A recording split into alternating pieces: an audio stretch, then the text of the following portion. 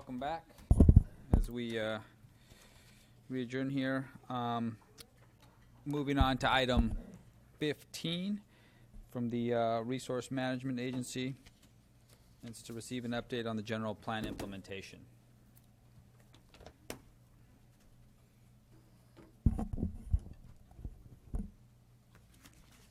Give staff a few minutes here.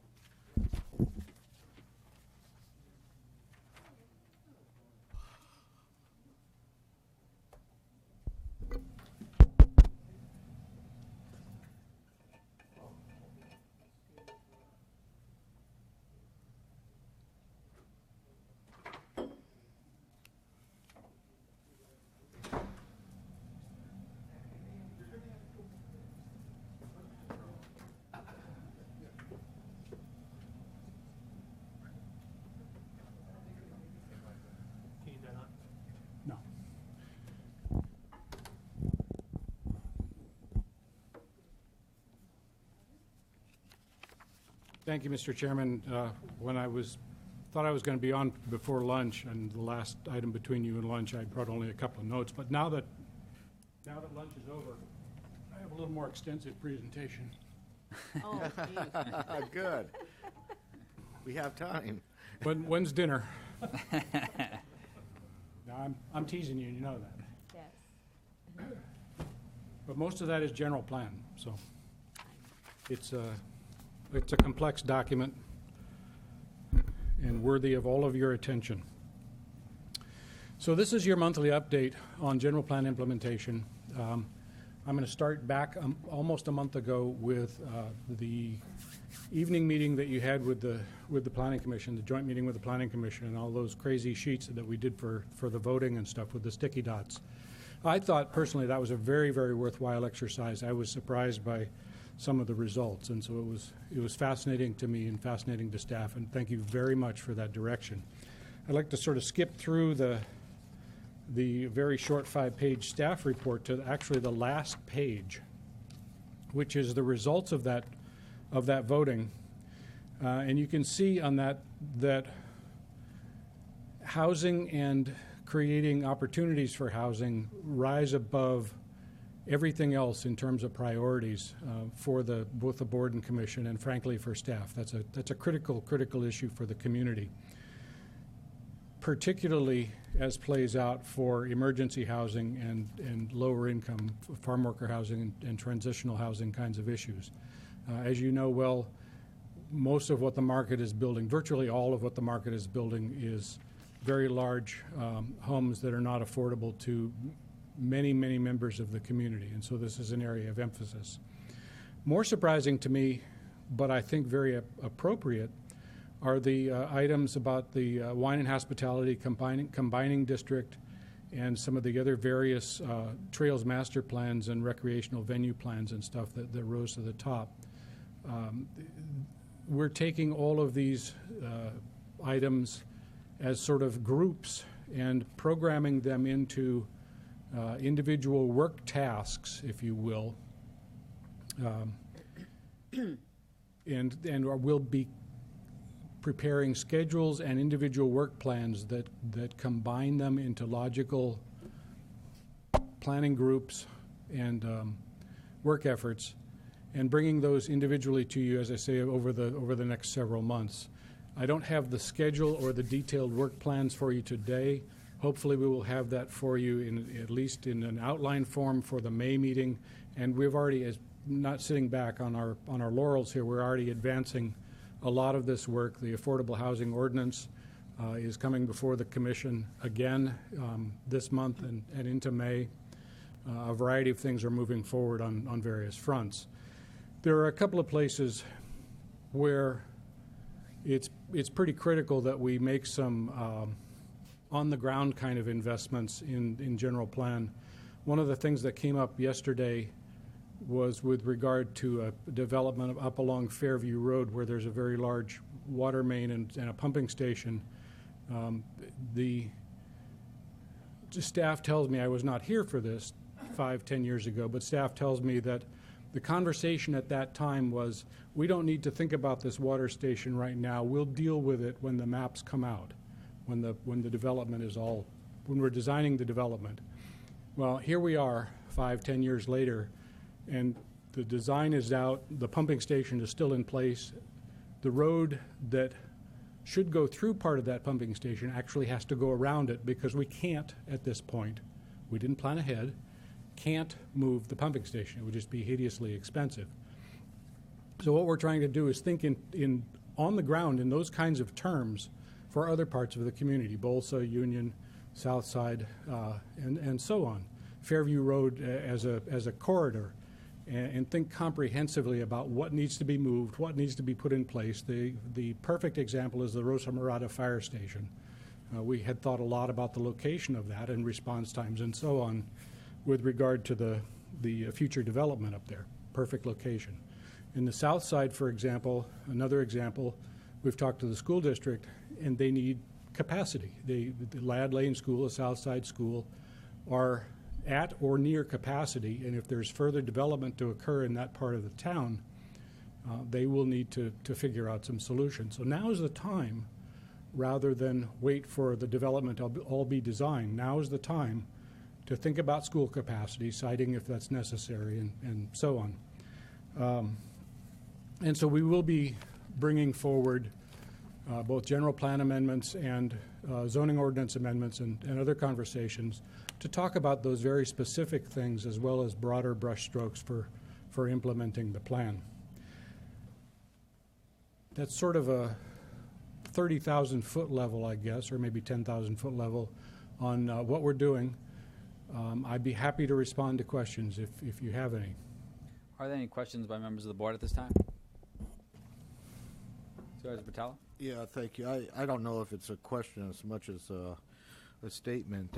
I've been concerned about our ability to do comprehensive planning, and this has been an issue for a long time, as all of us on the board have known, and what you're observing now, Mr. Barnes. Very familiar with the LaSalle plant and the infrastructure that goes along with that, that water system throughout the whole county. They put the pipeline right on the road, and it's be very difficult to even deal with Union Road and Fairview and some of these other roads that and that was because of poor planning and the lack of maybe different agencies working together at that period of time. But from the exercise that we had the other day with the Planning Commission and the public, I think it does call for a comprehensive growth plan. We have a number of developers that have some good projects out there, but singularly, it raises more problems. But if we are able to put them together, looking at this list, the task description list, I've always been very vocal about, we need a multitude of types of housing to accommodate all of our citizens. Right now, we see a lot of influx of big houses that, most of people I know can't afford. And when we look at number 2, DeWine Hospitality, I kind of interpret that as being a balance of housing, and from what I've heard from constituents is housing and commerce. I think you could interpret that to a degree for that.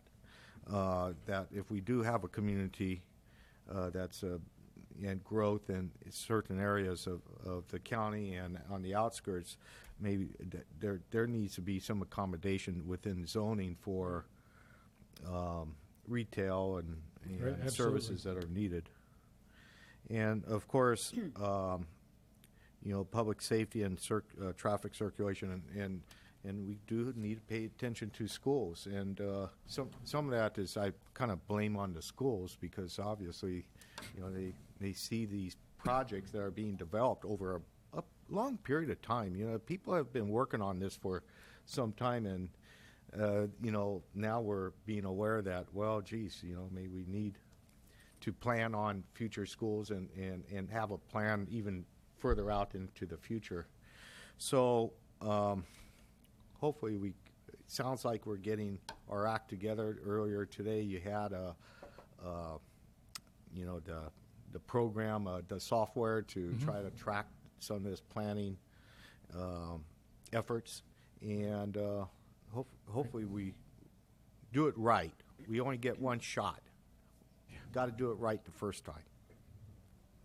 Through the chair, thank you, Supervisor Batella. Your comments are right on point. The Wine and Hospitality Combining District absolutely is a housing issue as well, at least as much as the winery issue. And right now, there is no mechanism for creating those housing opportunities. B&Bs, small inns, and those sorts of things are very difficult to develop under our code. So we want to try and make that a much easier path. With regard to the overall issues, there are three things that come to the fore for me. The first is foresight, having the ability to think into the future and see the water issues, the school issues, and have them actually appear in the conversation, which apparently was not something that was going on some years ago.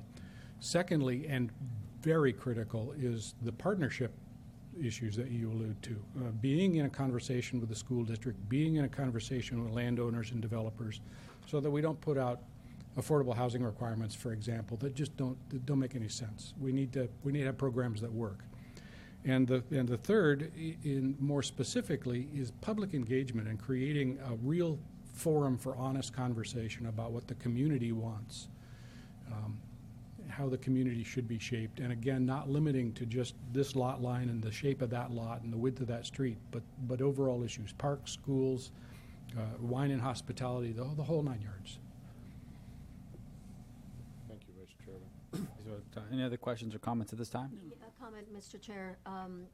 Brent, you want to see things, and so do we, where we really look at a global, picture of where things are going, development, roads, parks, and that sort of thing. But at what point do we engage the potential developers, for instance, that are wanting to come in and build? Maybe they're already down the road a path of maybe having done studies, of having done, investing money into consultants, whatever the case may be. How do we do this cohesively so that we bring them in early enough so that they haven't spent additional funds, and we don't either, because if they have spent money, we certainly, hopefully, will be able to use whatever information they may have as we move forward. So what is your idea on how we are going to do this? Because if we're going to look at a global picture, then certainly you can't just look at it. We have to really sit down and meet and plan and discuss. Right. And so I just don't know how we're going to do that, and at the same time engage everybody that is out there on the sidelines, Sure. ready to. Well, that's a complex question, and I think there are a lot of answers. No single answer to that. Right. But for me, early engagement, early and continuing engagement is critical. Obviously, there are development projects that have done a lot of work, have done technical studies and spent money in years or months at least doing that work, and they feel that they have and they certainly do have a legitimate investment in that work. We want to take as much of that as we can, but we need to recognize, excuse me, that, and with no disrespect to anyone at all, we need to recognize that work is done in their interest to advance their project and may not reflect the larger community view. Again, no disrespect to anyone, but we need to, in some instances, step back from that and do a deliberate, stepwise, comprehensive planning process, so that we don't miss things like the water pipe, that we deal with those in a timely manner before the lots go up, before the sticks go in the air. At that point, it's just too late. We can't go back and unring the bell, so to speak. Mr. Barnes, if I can add to the comment that was just made, and I'm not sure if this is a comment or a question, and obviously this, all of us on the board have been lobbied or have received calls by some developers that aren't happy with staff, that there are some delays and, current delays, that we've gone through this large, this general plan process. Mm-hmm. And we have. This has been a general plan process that started well before I was even a member of this board, and I've been on this board for 6 years now, over 6 years. But what I'm struggling with is we haggled back and forth over these community study areas, and all of the residential development that we're getting are outside of those areas. And so what I've been struggling with and what I've been learning over the last few weeks and months is that I understand developers are putting in applications. I understand that time is money. But in my opinion, poor planning does a disservice to this community and to this board because it's going to be there forever. And what we need, in my opinion, is to coordinate and to work together to make sure that, because I'm not here, unfortunately. I'll work with developers, obviously. But I want them to be able to work with us. Mm-hmm. Because for me, I'm not here to line the pockets of developers. I'm here to do what's in the best interest of our community. I welcome all the development off of South Side Road. I think that the potential for all these projects is there, but it's the coordination as a board member and taking a global perspective. It's the coordination, making sure that our infrastructure is going to meet the needs of these new residents out there, let alone our current residents.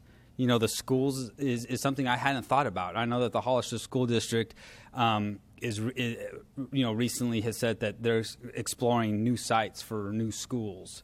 Well, I would hope that would happen sooner rather than later, but that's certainly out of our hands.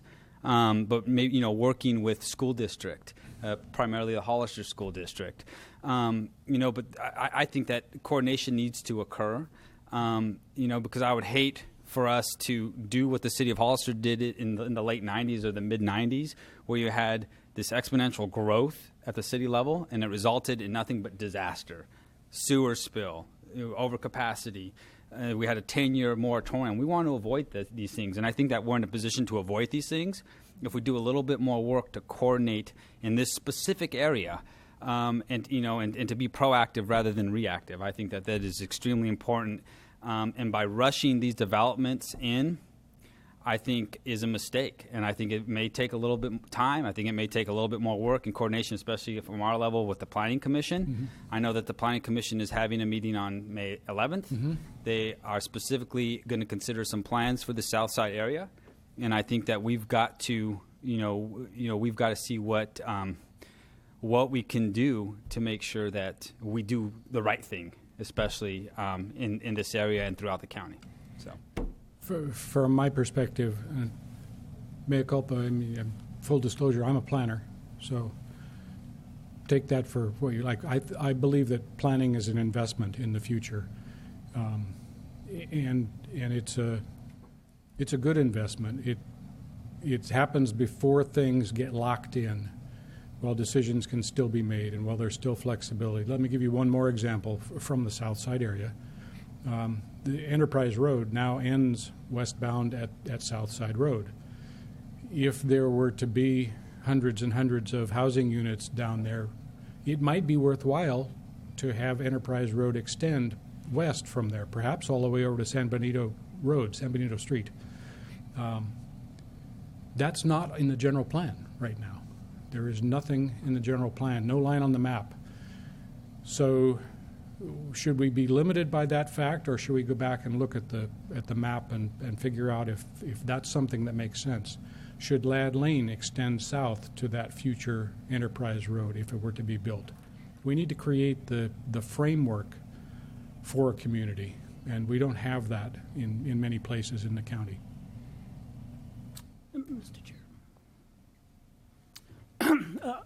Del Cruz. Thank you. I guess this is Brent, but I think more to my fellow supervisors. I, too, have been contacted by some of the members of this community in this section. And I guess I want to hear from my fellow supervisors. There are some applications that are almost done from the EIR. There are some that are in between. I want to hear direction from us.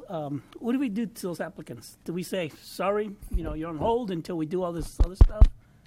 May I clarify? So Yeah. let me step in just for a moment because I don't want to wander too far away from what is agendized. And what was agendized is an update on the general plan.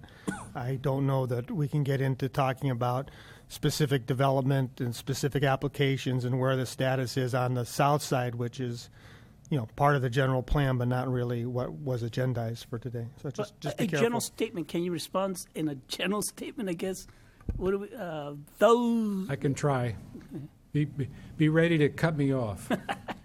There is one development that is essentially complete, and there are others in the pipeline, but are not nearly as far along. And I guess that's where I would leave it. There will be room on May 18th with the Planning Commission to talk very specifically if Right. this is an item of interest. And I would recommend, and I assume that at some point, if there's going to be a community study or a specific plan for the south side, or exactly how the south side is going to be addressed by staff, it's going to be agendized, come back to the board for approval and discussion. So, Mr. Chair, I guess I'm one vote here, one supervisor here. Do I get the sense from my fellow supervisors that we're going to put everything on hold until we develop some type of comprehensive coordination with the schools, water district, City of Hollister, all those components, or we are going to let applications move forward? I'm asking for the opinion of the board on that one. Well, when I mention school districts, that's really out of our control. I think, the coordination is more long-term, but for the purpose of this county, I think that we've got to put our best foot forward. We certainly don't want to hold, projects up, but if it's in the interest of the county, I think that we've got to do our, we've got to do our best to work with our planning commission to make sure that we're not rushing these developments through, especially if, are we going to make the same mistakes that the city of Hollister did in the mid '90s? I just No, we have some significant concerns in these areas. We have infrastructure concerns. We spend all this time on a general plan that essentially for this area means nothing. Mr. Chairman, very quickly, I believe I misspoke. I think I said Planning Commission on the 18th would take this up. Planning Commission is having a special meeting on the 11th to take this up. Supervisor Munzer, this is your district, so Thank you, Mr. Chair. fire away. So I'm trying to look at our schedule. And I'm sorry to interrupt, Supervisor, if the Planning Commission were to take action on May 11th, we would try and bring whatever recommendation that is to you for an early June meeting. We are not looking to hold anyone up. We want to create a process and get this done. Thank you. I'm wondering if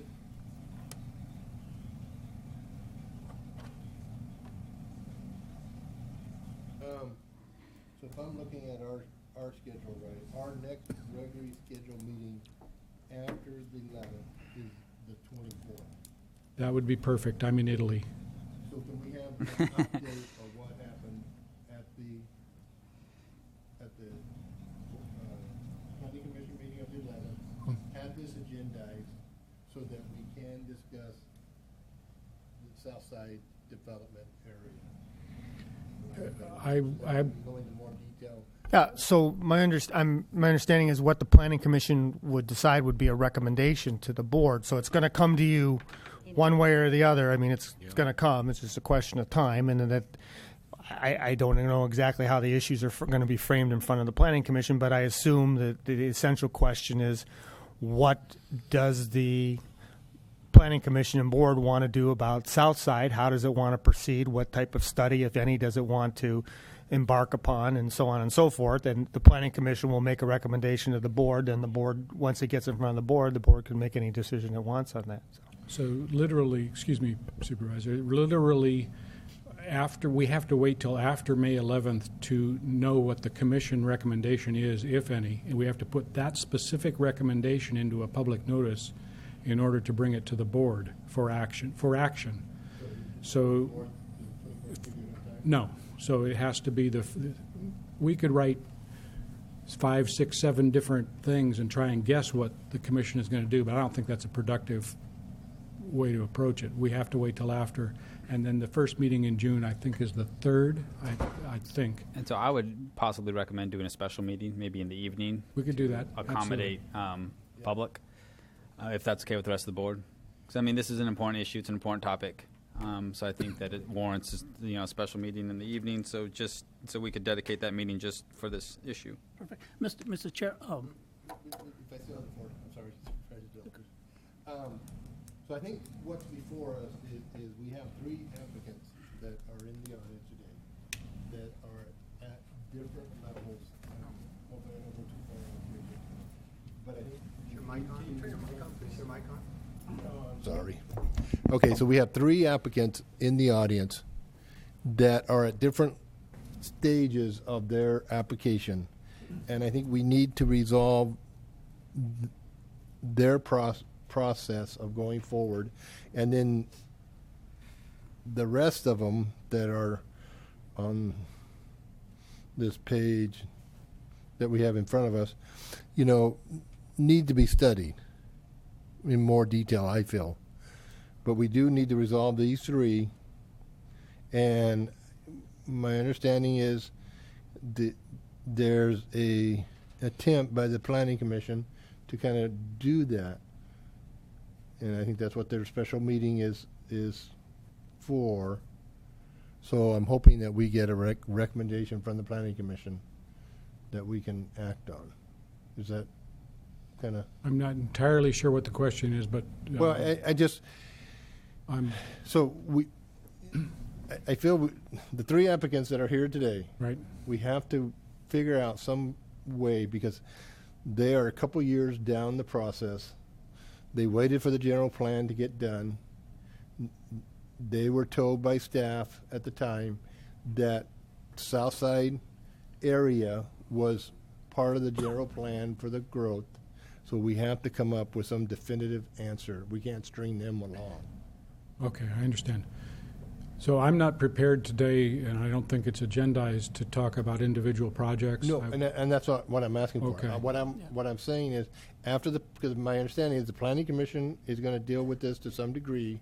Yes, sir. After they've made their recommendation, then I want it agendized as soon as possible so they can come before us. Oh, sure. Either in a special meeting. I don't want to, not trying to come up with any decision today. Yeah. So either in a special meeting or, the earliest possible that we can hear it also. Absolutely. Okay. on that note, I think a good plan. On that note, Supervisor Batal and I serve on the the impact fees committee. I want to make sure that whatever recommendation comes out of that committee to the board and the board supports, that we have the opportunity to assess those new fees to any good. project moving forward. Very good point. Thank you. We will do that. Good point. Yeah. Well, I think Supervisor De La Cruz brings up a valid point, which probably goes a little bit beyond impact fees and the fact that the feasibility of any development needs to be evaluated. And whether it's whatever point that these developments or applications are at, I think we have to take a more comprehensive view of the overall, feasibility to the whole county. So that's a really important component of this, because talk about mistakes in the 90s. Yeah. Okay. At this time, I think I'll open up to the public for comment. Okay. Mr. Clerk, are there any speaker cards? We don't have any speaker cards. Okay. Anyone wishing to address the board, now's the time to do so. Seeing none, I'll bring it back to the board for additional comments, questions. Mr. Chair, I do have I just want to throw this out there. We had this meeting with the Planning Commission. We came up with some priorities, so to speak. How much weight are we going to put on these priorities? And are we just going to take, okay, the highest one was zoning for a variety of housing types. Are we going to put everything else aside and say, okay, this is the one item that pretty much received the highest rating? Do we concentrate just on that? Certainly, farm worker housing, especially gearing up for the summer, is an issue. Emergency housing, our economic development, all of that is, to me, every one of those items is just as important as the next. So I think we have to decide as a board, how are we going to start implementing these? Because we can talk about them till we're blue in the face, but our ordinances don't match up. Right. Right. So we really need to concentrate on getting our ordinances, passed and in place with the priorities that we feel are most important. So, and I know, Brent, that we're working on those. That's a perfect segue. Thank you, Supervisor Barrios. Okay. I mean, that was exactly what I was going to say next. Is we need to get our act together. We need to raise the bar, I guess, on development processing. We did the land use and permitting software this morning. That'll be a big step. There are a whole lot of other processes and changes that we're putting in place through RMA. As we meld the staffs together, we'll become more efficient. And it's frankly, it's uncomfortable right now for many people to work in the RMA because duties are changing, the way we do business is changing, the way we interface with the public is changing, and so there's folks scratching their heads. But I think by and large, everyone is on board, and once we sort of navigate through this and have a real approach to how we're going to process development, it will be a lot easier for all of us. And that's just another one piece. The things on this list all have to fit together in a streamlined process, and that's what I was trying to get to when I say I'll come back with a work plan for the board's review. There are things like, for example, the CEQA guidelines update that are critical cornerstone pieces for the entire process. We'll have to work on that right now, even though it was not voted as a high priority by the board and commission. That's okay. We understand that, and we're working through all of that. It's all related and has to fit together.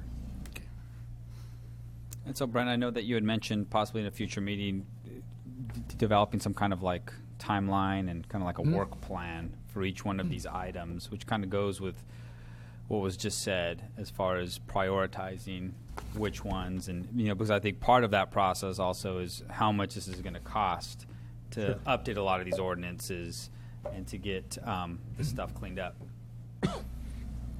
Right, exactly. So if I go back to page 4, the list with just the rank order, the third one on that list with a number of important votes is a Trails Master Plan. Well, that's nice, but it doesn't fit on the critical path for a lot of these things. And so we might, although we'll work on that, we might push the Trails Master Plan itself down the schedule a little bit. We'll work on that in some sense because that's the bike and pedestrian linkages throughout the community are included there, and that's a critical part of any community development process. But as far as the Trails Master Plan itself, it's an example of something we would push out. Sure. Okay. Any other questions, comments? I'd like to comment on the development review and the streamlining process, which I know just today we approved the High priority for us. high on the priority. Yep. But I know that, and I know, Matt, you're the one that said that we don't have a locked-in development agreement ordinance. So it's kind of hit and miss. So I would love to start there and just say, okay, as a board, we want to have a development review or agreement or whatever, and put that in place immediately so that we can be flexible and we can decide as the developments come forward what it is that we want. And if it's flexible enough, but we demand that we have a development agreement, then we can pretty much, make sure that it's a win-win for the county. So this is a topic for another day that needs to be agendized. Everybody is in agreement, as Brent just got done saying, that our ordinances are out of date and need to be updated. We're aware of that. We're working on it. Those type of issues will be back in front of the board. And I will warn you that the devil is in the details on this. I know. So, Yeah. one of the things is, just to jump ahead a little bit, one of the questions that the board is going to struggle with when we come back with the development agreement is, what is the threshold? Where do you start? If you build an addition to your garage, do you have to have a development agreement? Is it 5 homes? Is it 50 homes? Is it 100 homes? Is it 500 homes? I don't know, but that's going to be a hot potato in front of the board. So there's many discussions along those lines, and many issues that will need to be resolved by the board as far as quantity and quality. But it's going to be a significant undertaking. But again, it'll all be agendized and back in front of the board, and I'm sure we're going to have thorough and robust discussions about it.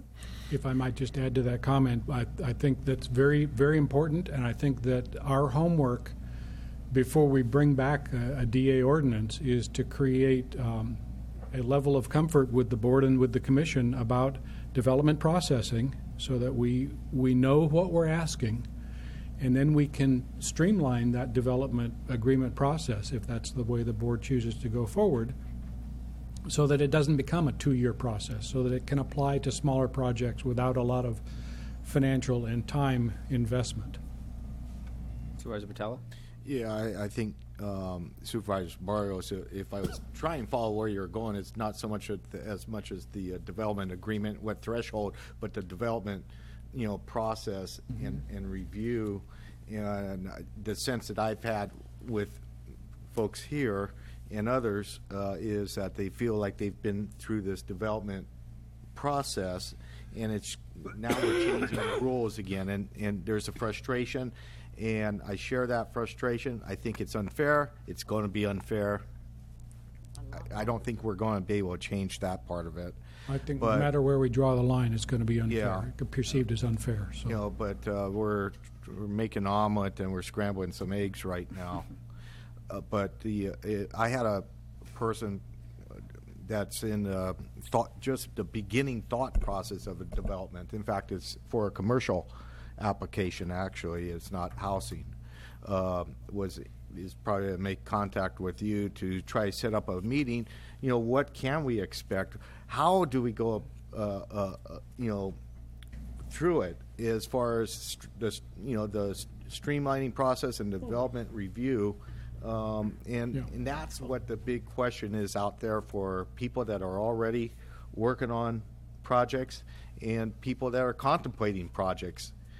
And sooner we get our process, we agree, that's it. And I think we'll be all in a better place. Mr. Chairman, Mr. Patella,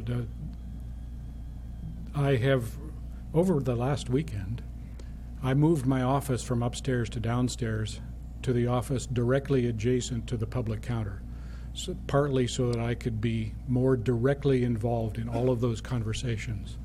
I'm not in the office a lot, but when I'm there, the door's always open, and I love to be involved in those early conversations. Okay. Bring them on. So I think that Thank you very certainly much. we'll work with staff, wait to see what comes of the Planning Commission, and then we'll just move along. All right? Very good. All right, so we'll move on to the addendum item on our agenda, which is coming from our county counsel's office, which is to approve a letter of opposition to AB 2395, an assembly bill which, if adopted, would potentially allow telecommunication providers to stop providing landline services. Okay, this is a piece of legislation which the proponents are bringing it forth that their argument in favor of it is that it provides a mechanism or a process by which landlines can be discontinued. There are some parties that are in favor of it, but the majority of correspondence that I've reviewed has been in opposition to it. For the one that I've reviewed is from cities and also from RCRC. So in a summary of this legislation, when they want to have the option of discontinuing the landline service, they must show that there's an alternative available. It requires outreach and education. Then the CPUC makes a determination that the alternative is available, and includes access to 911. They have to do a technological review that has to be complete within 120 days. one of the issues of concern by the RCRC is that if the review is not completed within that time period, it's presumed to comply. Then there's a 90-day notice to customers. Customers must petition the CPUC to review it, the availability of the alternate service, and then it authorizes the CPUC to order the telephone corporation to provide service longer than 12 months after the discontinuation. I guess RCRC's main points of concern is that although this may work in really urban areas, because there's been a great reduction in customers that only rely on landline, I think that they quoted that maybe only 6% of customers now just have solely landline. The areas of concern is to ensure that in the rural areas that there is all the service that being available. Even if service is available immediately upon discontinuation, how do you ensure that that service is available in the future? And also, how do you ensure that it's available at a price point that's accessible to everybody? So this is just a letter of opposition indicating the concerns with this legislation, and it's presented for the board's consideration. I can elaborate if you would like. Okay. Are there any questions or comments from members of the board?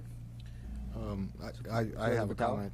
Thank you, Mr. Chairman. I want to thank Barbara for bringing this onto the agenda, and this was discussed in detail at the RCRC meeting, and this is a huge disadvantage to the rural counties. It's to the point of not being fair, and I know I wanted this on our agenda to discuss and hopefully issue a position of opposition and issue the letters in support of our other rural counties. But in this county, I know in my district, there's quite a few people that are dependent on landlines yet, and there's blind spots, and we've talked about it here at the board a number of times, and I imagine Supervisor Munzer still has landlines in his district. So this is a public safety issue. And I find that the telephone companies or the cellular phone companies, whatever the telecommunications, it's just greed that's driving this. Just greed. And I hope that we could knock this thing down. It's a disadvantage for low-income folks and the elderly. And it's not just AT&T, but a number of companies that's pushing this, and it's about money. Mm-hmm. It's not right. Supervisor Munzer? Thank you, Mr. Chair. Make sure my mic is on this time. And yes, you think about South County and it not having cell coverage. If you just go around the hill from the landfill, all the people down John Smith and Santa Ana Valley, they don't have coverage. They have cell phones because once they get back into town, then their cell phones will work. So they would not fall into that 6% probably that only have landlines, but they are dependent upon landlines out there in that valley. And much of South County is that way, and we have many blind spots. So I think before they go forward with a bill like this, then the telecommunication industry needs to have the cell towers to give everybody at least the opportunity to have wireless connection. Thank you, Mr. Chair. Thank you, Mr. Munzer. Any other questions, comments? I'd like to open up for public comment. See none, bring it back to the board for a decision. I'll make a motion to approve the letter of opposition to AB 2395 and authorize the chair to sign it and to send it to the appropriate legislators and lobbyists. I hope that we send a copy to RCRC. Second. Okay, all those in favor? Aye. Aye. Opposed? Motion carries 5-0. So we'll move into closed session. Thank you, Mr. Chair. The Board of Supervisors will now adjourn into closed session again to discuss agenda item number 16 on today's agenda. Agenda item number 16 is to perform a public employee performance evaluation. This evaluation will be performed for the Agricultural Commissioner / Sealer of Weights and Measures Authority for this closed session can be found in California Government Code Section 54957. Thank you. I think we have one. Cold. Mayor was working on it. But I have all the file cabinets right now. I'm just gonna. Yeah. Is it me or is it freezing in here? Oh my gosh, I've got ice cubes.